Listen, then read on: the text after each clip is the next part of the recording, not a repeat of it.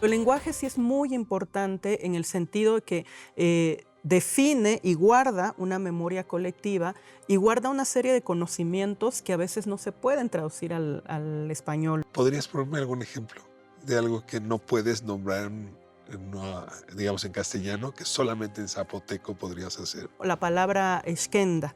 Xkenda es polisemántica. Xkenda es tu ser paralelo en esta vida. Cuando tú naces, nace contigo un animal que va a ser el guardián de tu alma. ¿Cuál es tu esquenda? Híjoles, esas cosas no se dicen. No es cierto que todos los caminos conduzcan a Roma. Los lugares donde podemos ir son casi infinitos. ¿Ya decidiste dónde quieres ir hoy? Piénsatelo bien para no equivocarte. Toma en cuenta que el tablero de ajedrez ha cambiado. Hoy el rey se ha enterado que va desnudo. Y cuando el poderoso lo olvida, la verdad se encarga de desnudarlo. Hay que tener talento para pensar fuera de la caja, para combatir los prejuicios, los ajenos, pero sobre todo los propios. Cada quien posee una pieza única del rompecabezas. Por eso intentamos dialogar, para armarlo juntos. La palabra nos libera y la conversación nos empareja. Aquí no hay lugar común. Hoy no hay lugar común. Recibe a Irma Pineda, escritora, poeta. Me da muchísimo gusto que nos acompañes, Irma. Aquí, en este espacio, que no es la primera vez que estás, pero sí la primera vez que te tengo presencial. ¡Qué suerte! Así es, pues qué alegría, Ricardo, mucho gusto y muchas gracias por el espacio. Irma, déjame poner 3 palabras y tú eliges por dónde arrancamos la conversación. Uy. Zapoteca, oaxaqueña, escritora. ¿Con qué palabra arrancamos? Zapoteca, ¿Por qué zapoteca? porque me define, ¿no? De hecho, nosotros en zapoteco, en Dichazá, nos decimos Vinizá. Entonces, Vinizá literalmente es gente de las nubes y me define en mi identidad, me define en mi ser, me define en mi escritura también, porque yo escribo de manera bilingüe, en mi propia lengua, el Dichazá o zapoteco, y en español, y porque emocionalmente también estoy muy conectada a esa tierra y a toda la gran imaginación que hay en torno a que somos gente de las nubes, ¿no? Hay muchos mitos en torno a esa historia y eso me gusta. Cuéntanos alguno de esos orígenes del mito. Ah, claro, se dice que los zapotecas éramos descendientes de seres fantásticos, mágicos, como el lagarto, que es una de nuestras deidades primigenias, como el jaguar o celote, los árboles y las piedras, ¿no? Y que habitábamos en las nubes, hasta que un día aves de plumaje multicolor decidieron traernos a la tierra. Cuando uno tiene, digamos, esta densidad en la memoria colectiva, tiene que aferrarse cuando es necesario resistir. La palabra resistencia es muy próxima a tu poesía. ¿Cuándo fue la primera vez que definiste esa palabra en tu cabeza con conciencia? Dijiste que la resistencia era algo que te trascendía y que al mismo tiempo te movía, Irma. Sí, pues yo creo que desde la infancia, fíjate, a mí me tocó nacer en una tierra aguerrida, una tierra de luchas constantes y buena parte de lo que ya yo empiezo a recordar de manera consciente es un momento cuando el pueblo se organiza para luchar contra los caciques locales, ¿no?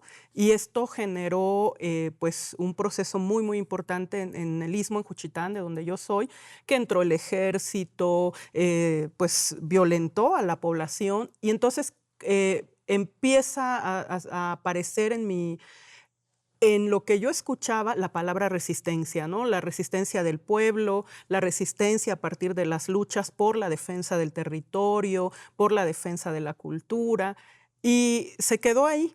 Pero ya de manera personal creo que lo vivo hasta la adolescencia, cuando tengo que salir de mi pueblo para estudiar, porque pues no había muchas escuelas en mi Juchitán, tiempo, en Juchitán. Entonces salgo para estudiar.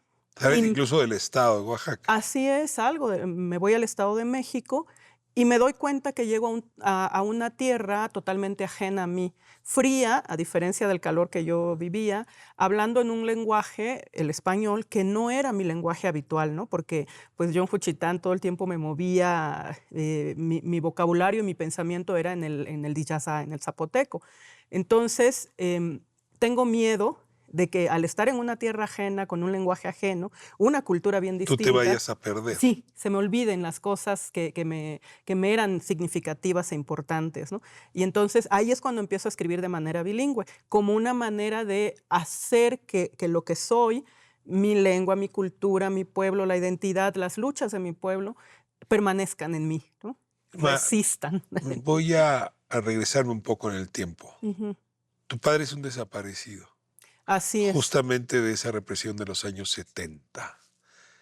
¿Qué edad tenías tú cuando desapareció tu padre y cómo impulsó esto también tu obra poética y yo diría tu obra política? Así es. Sí, yo iba a cumplir 4 años, estaba a unos días de cumplir 4 años, cuando llegan elementos del ejército a Juchitán y se llevan a mi papá ante la presencia de mucha gente, ¿eh? Era líder Era campesino ahí un en líder Juchitán. campesino en Juchitán, parte de la organización Coalición Obrera Campesina Estudiantil, conocida como la COSEI, La COSEI. y entonces se lo llevan. Y esto, claro que es un parteaguas no solamente en mi familia, sino en el pueblo, ¿no? Y vienen pues otros procesos de lucha, Una pero orfandad así de temprana te marca para siempre. claro, es terrible, ¿no? Yo incluso por el trauma dejo de hablar, pierdo el habla en ese momento, O sea, el miedo de por la perder las impresión. palabras no sucedió primero en la universidad, sucedió cuando No. tenías 4 años. Así es, cuando yo era muy pequeña, ¿no? Porque además mi padre me vinculaba de manera importante al lenguaje en el sentido de que él era un gran lector de poesía sobre todo, particularmente la generación de los españoles del 27, Lorca, Miguel Hernández, Cernuda, Alberti, y entonces era la poesía que estaba en mis oídos, ¿no? Desde que yo era muy pequeña, que él se acostaba en la hamaca. Bueno, él, mi mamá también, se acostaban en la hamaca con mi hermano, conmigo, a leernos. Entonces, esta musicalidad en los oídos me hace muy vinculada a la poesía. Y yo creo que cuando a él lo desaparecen, cuando a él se lo llevan los soldados, quizá una manera de buscar recordar o recuperar su voz fue a través de la poesía, ¿no? Entonces, por eso me vinculo de manera importante, particularmente con la poesía, porque digo, pude haber hecho cuento o novela, ¿no? Pero me quedo con la poesía. La resistencia a través del lenguaje te permite mantener identidad. Así es. Ahora, aquí me arroja una pregunta que yo mismo me la he hecho muchas veces sin tener respuesta. Si se pierde el lenguaje, se pierde la identidad. O sea, la población oaxaqueña ha sabido migrar y ha migrado con su lenguaje, al punto donde en Estados Unidos pues es muy importante la diáspora. Así. Y siempre cabe la pregunta, el día que pierdes tu idioma, pierdes tu identidad mexicana, oaxaqueña, zapoteca o no.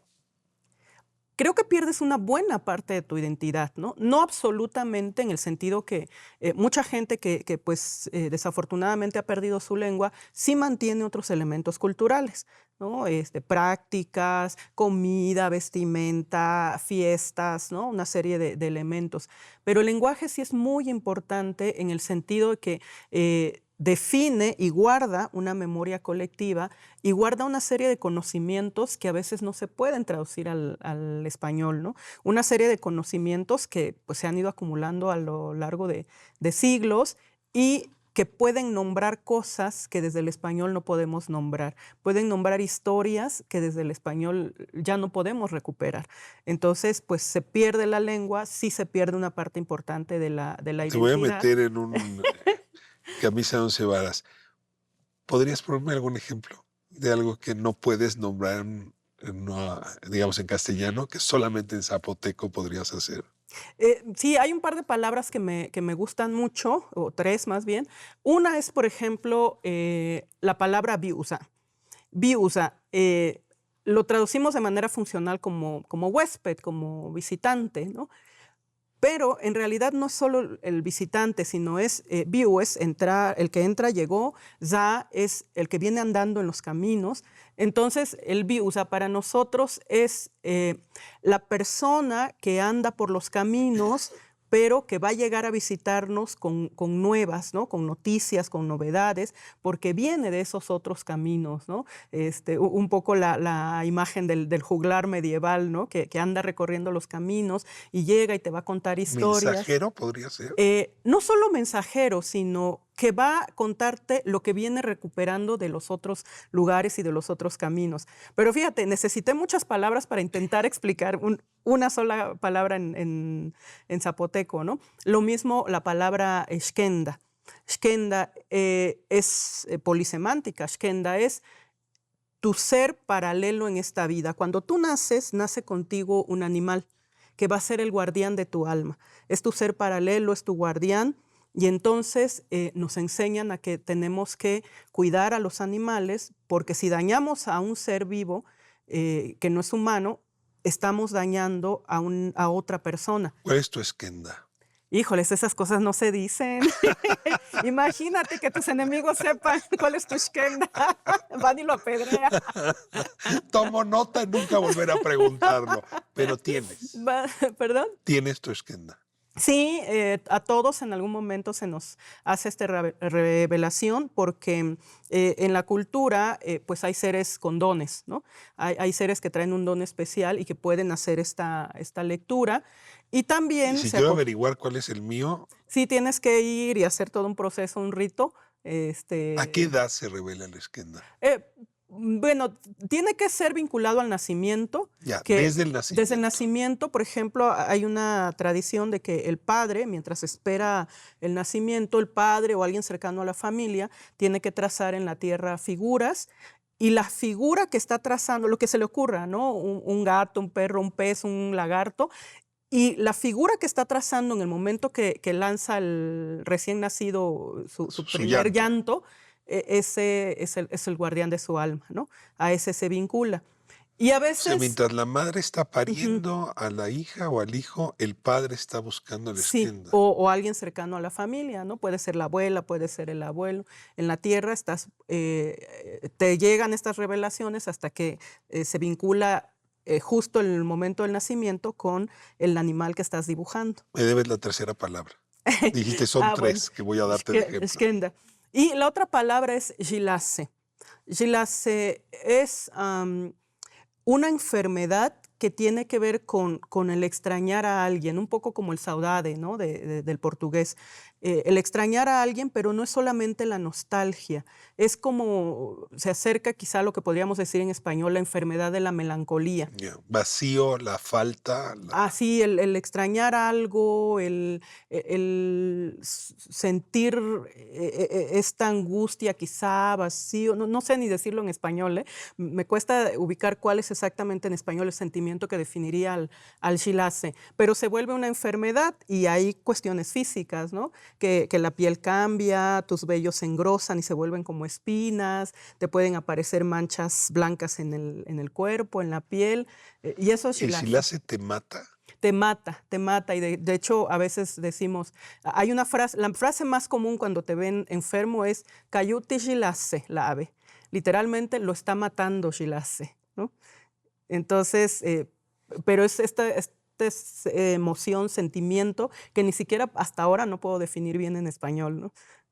Gracias por resistir como resistes. Ay, y que sea la poesía, esa pedagogía que nos ayuda a resistir. Muchas gracias. Te agradezco muchísimo que estés aquí con nosotros en No hay lugar común, que la vida nos permita seguir con estas conversaciones. Que así sea. Muchas gracias, Ricardo. Gracias. Nos encontramos próximo sábado, 10 de la noche, aquí en ADN 40. No hay lugar común.